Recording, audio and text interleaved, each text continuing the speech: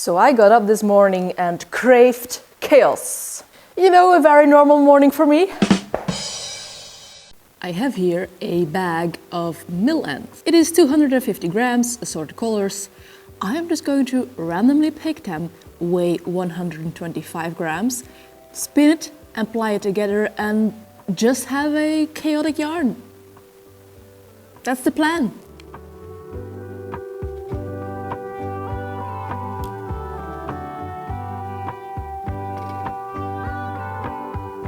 That should be it. And today we are spinning on Jillian, my Louët S71. Because I want a fine yarn, I want to spin as many meters as I can from this 250 grams of wool, but I don't want to over twist it. So Jillian, and not Bernadette, for she will spin a finer yarn, but as it is mostly merino top, I think she would be too violent. Like, I'm choosing chaos, but I'm not choosing violence. Very peaceful chaos, if that is a thing. Let's go. Starting with brown. It's been a while since I've been spinning on Jillian. As you can see, it still has some, or maybe you can't see, but I'm showing you. It still has some of the zwartbles on here. You should work on that too. But right now that project isn't giving me any joy. And I'm not used anymore to how much pull she has. I have been spinning on Rachel, my Wernicking that you see in the corner over there, and Christine, my Ashford traditional. And Christine is much more gentle, very smooth. She has a pull. Jillian, she wants to spin, she's pulling. It's great, I want to spin too.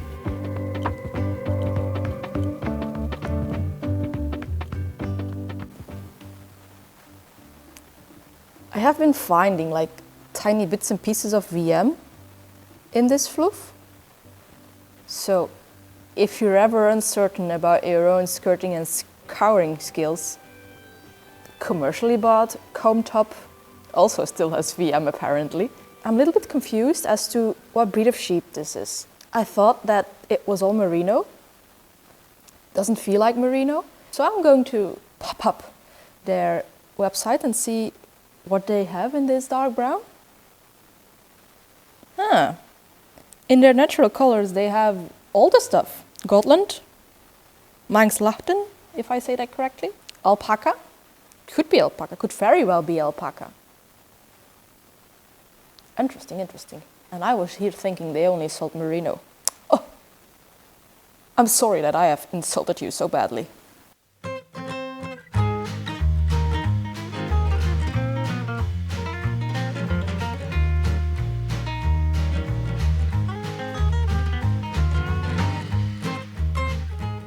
I once again have picked, fate has decided that I should spin a bit of fluff from unknown provenance.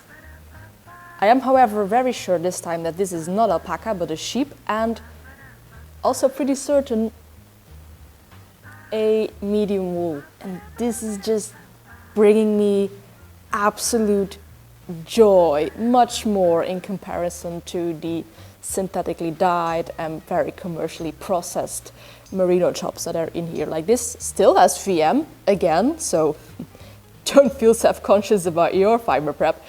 But it's just, it spins so much nicer. This is my spinning, my kind of feel. I just, maybe it wasn't all that clear after watching a couple of videos of mine, but I love medium wools with all my heart. They have my entire being, my entire soul in their clutches. Medium wools. Chef's kisses for everyone. That's it. That's what I wanted to say right now. Back to the spinning.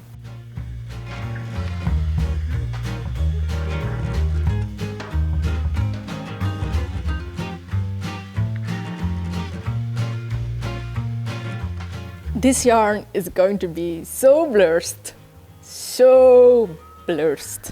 The colors will be cursed.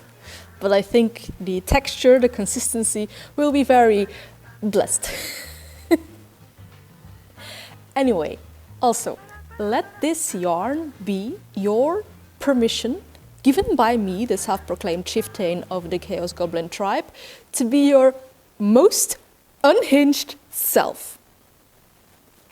This is going to be such an unhinged yarn, and you know, we don't have much of an impact on how good of a day someone is having, but we can have an impact on how weird a day someone is having, and I'm hoping I am right now impacting your day in the weirdest way possible. 2024 is my very unhinged year. Ow.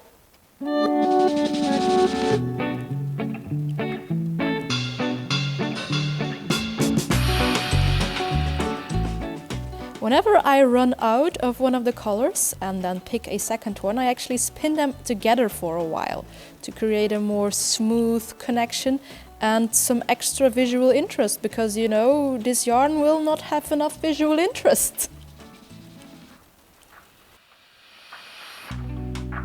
So, Hyperfocus made quick work of the first cursed bobbin. Now I need to hydrate, urinate, stare at something else for a couple of minutes to give my eyes rest, flee from society into some kind of forest, and then put the second batch of mill ants in the box and start a second bobbin. Oof! Oof! Oof!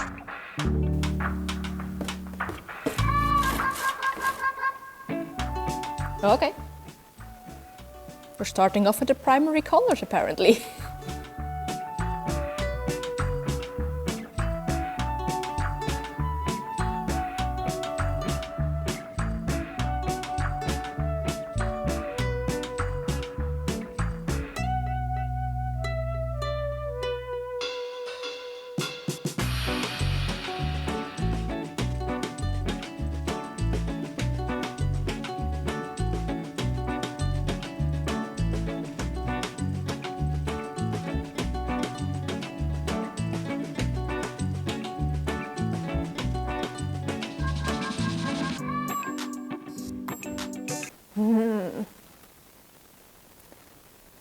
My crafting space is so very blessed with this ray of sunshine. When I left you last time, I had actually just finished a marathon spinning session of approximately an entire workday, which left me quite a bit of knee pain. I am still not realizing that my body is not 29 years old anymore and that I am now suffering being 30. And all these creative crafting shenanigans are a little bit harder on me now. I don't know how this happened. Anyway, we are 5 little floofs away of finishing the second bobbin, and then we can ply these absolutely chaotic things together and see what monster we have created.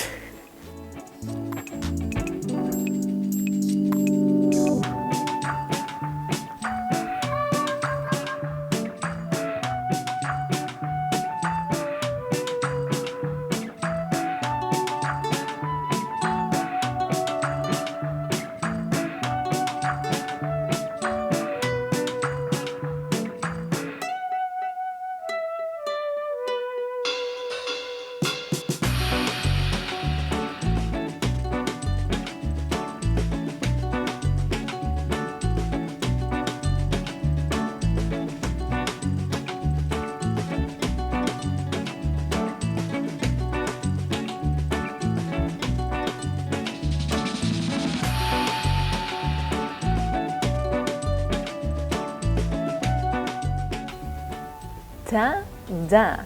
We have 2 practically equally filled bobbins. So now we come to the very exciting part of this video, where we ply these 2 together and see what kind of monster we will create. However, it is important to note, or to ask yourself, who is the monster? The creation or the creator who willed it into this world? Yes, I am looking specifically at you, Dr. Frankenstein. Let's do this!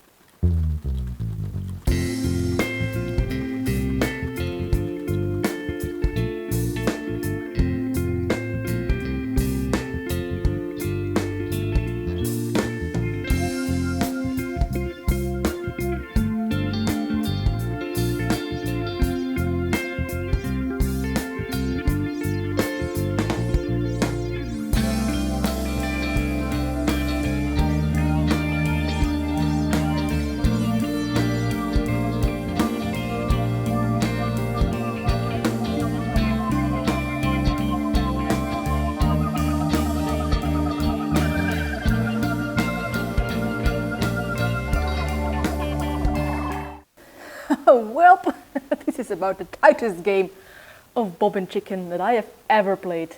There is no more room. Nothing. Maybe over here a little bit, but that's dangerous because it might just go over the axle instead.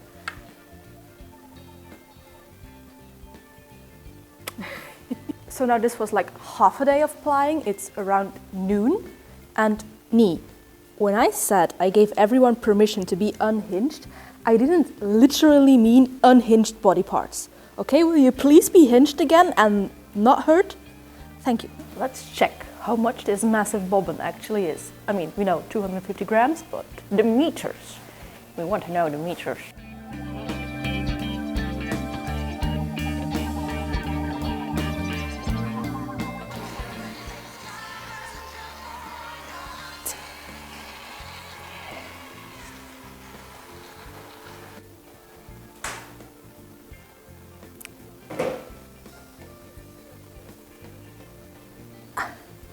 Here we go.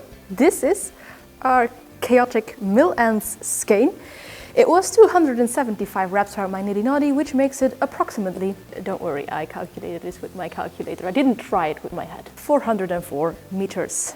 This gives us plenty of opportunities to make something with it.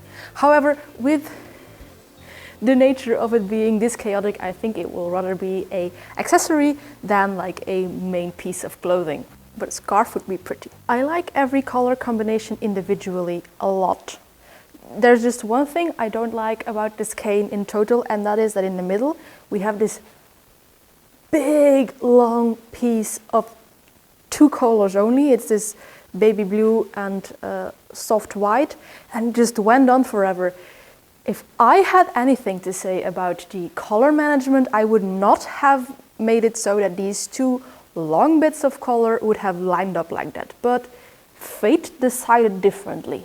But I think if I make a triangle scarf out of it and make sure that like the blue-white part is on the longest side, like the broadest side of the triangle, maybe it's not going to be so visible. What do you think? Do you have any recommendations as what to knit with this exquisitely chaotic yarn, which is absolutely not a monster?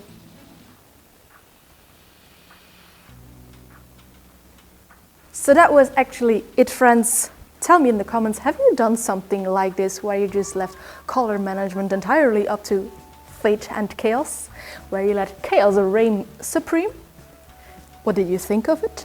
I think I might play with the idea of mill ends more, but then actually consciously make color management decisions and not just go like this. However, I think this is nice, but I want to expand my horizons, of course.